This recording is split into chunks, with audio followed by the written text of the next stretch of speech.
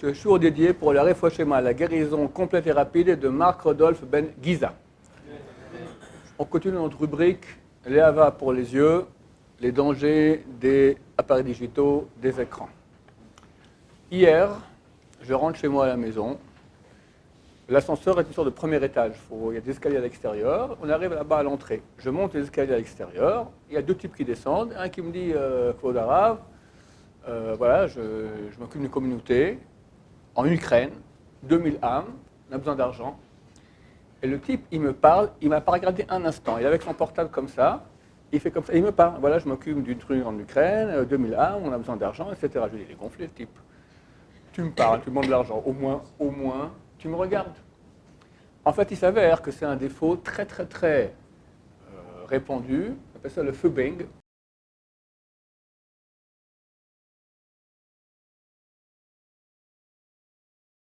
Tu parles à quelqu'un et il t'écoute, mais en même temps il regarde son portable. C'est très souvent que tu parles à quelqu'un, il t'écoute, hop, il est comme ça. Ouais. Tu parles.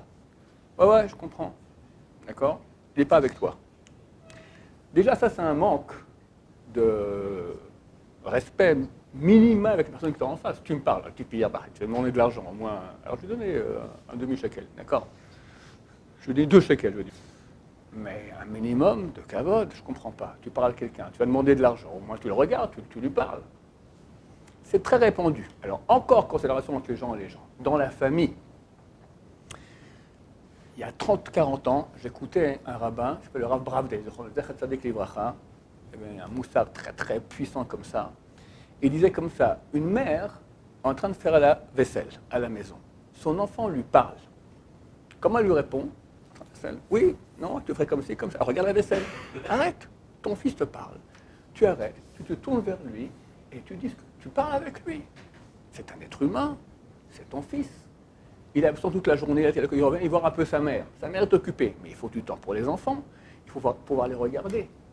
Il s'avère dans énormément de familles, je vous dire le pourcentage exact, 50% des parents avouent se laisser distraire par le portable durant leur échange avec leurs enfants. 45% des enfants trouvent que leurs parents consultent trop leur téléphone. 28% des parents utilisent quand ils jouent avec les petits.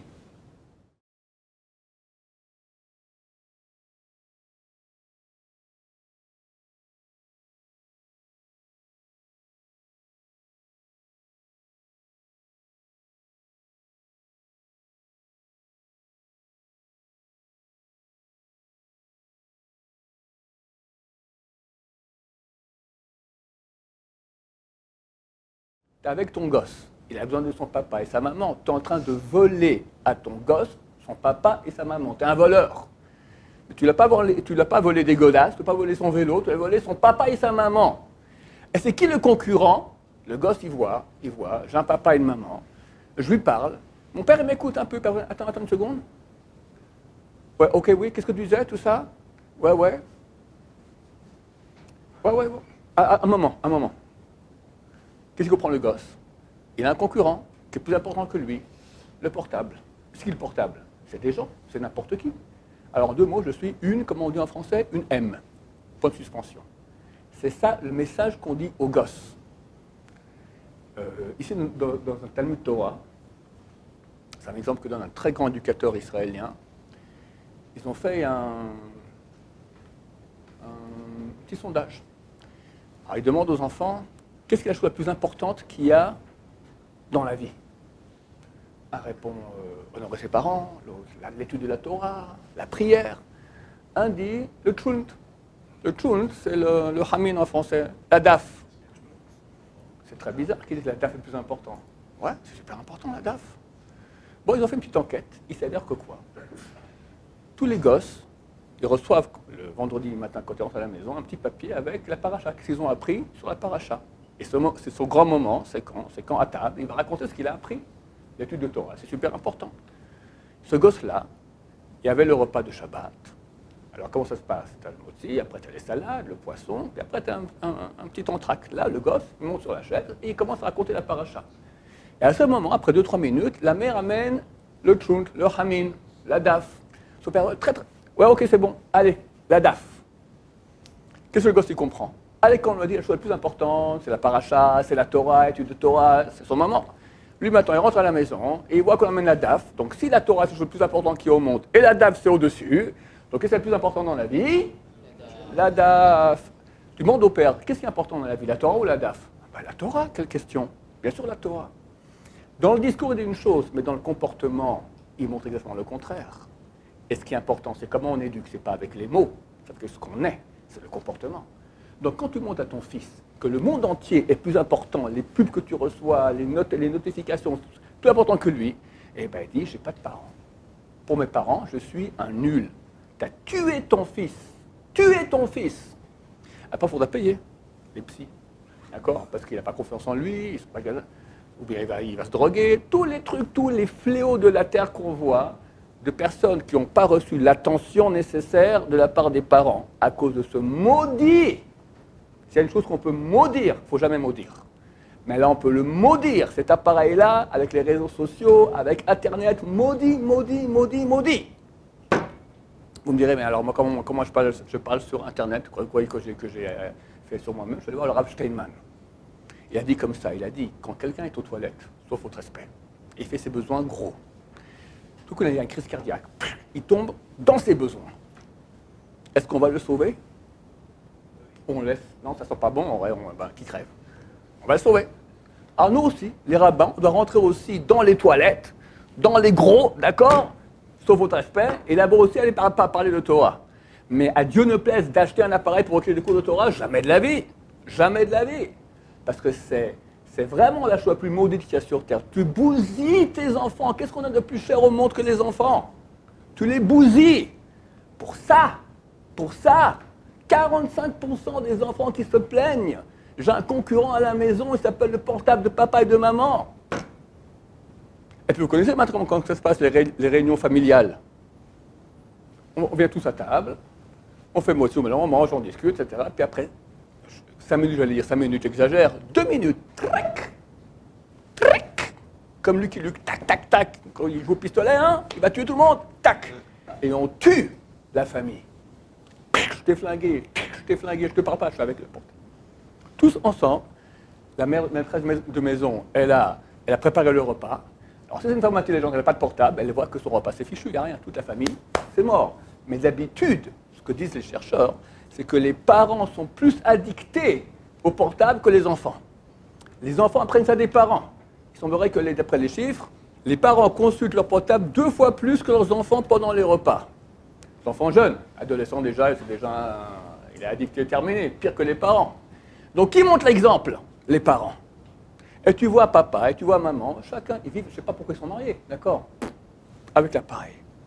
Combien de fois un Français moyen consulte son portable par jour? 35 000 fois. Hein? Par jour, par 24 heures. 150?